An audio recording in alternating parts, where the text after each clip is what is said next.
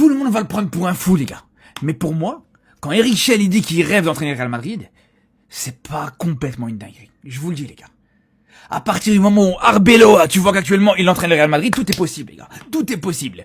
Quand on compare juste les deux coachs, je vous dis, les gars, Eric Chell, il bouffe Arbeloa. Il te broie Arbeloa. Tactiquement, c'est au-dessus. Dans le jeu sans ballon, dans le jeu avec ballon, dans les circuits de passe, dans l'animation offensive, dans le pressing. Pareil au niveau du palmarès. Arbeloa, là, pour l'instant, il a rien fait. Je parle en tant qu'entraîneur, les gars. On ne parlait pas de la carrière en tant que joueur, tout ça. Je parle en tant qu'entraîneur. En termes de palmarès, voilà. Il fait une demi-finale de Coupe d'Afrique. Eric Chell fait quand même une demi-finale de Coupe d'Afrique. En sortant en demi-finale au tir au but contre le pays organisateur, contre le futur finaliste, franchement, c'est pas déconnant. C'est pas un mauvais parcours. Et troisième chose, les gars. Je vous le dis, pour moi, Eric Chell a une meilleure capacité à gérer des gros joueurs, des grosses stars, qu'Arbeloa. Mais je suis très sérieux.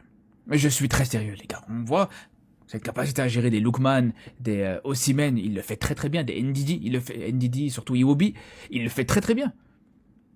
Parce que là aussi, du côté du Nigeria, on voit à quel point c'est encore plus compliqué pour moi, hein, de gérer un vestiaire du Nigeria avec des égos aussi surdimensionnés. C'est peut-être pas des stars au niveau de Vinicius, Mbappé, tout ça, d'accord, mais c'est quand même des gros égos, avec toujours des conflits, peut-être pas en termes de salaire, mais en termes de primes, à chaque fois c'est la même chose du côté du Nigeria, mais malgré tout, je trouve qu'il le gère très bien.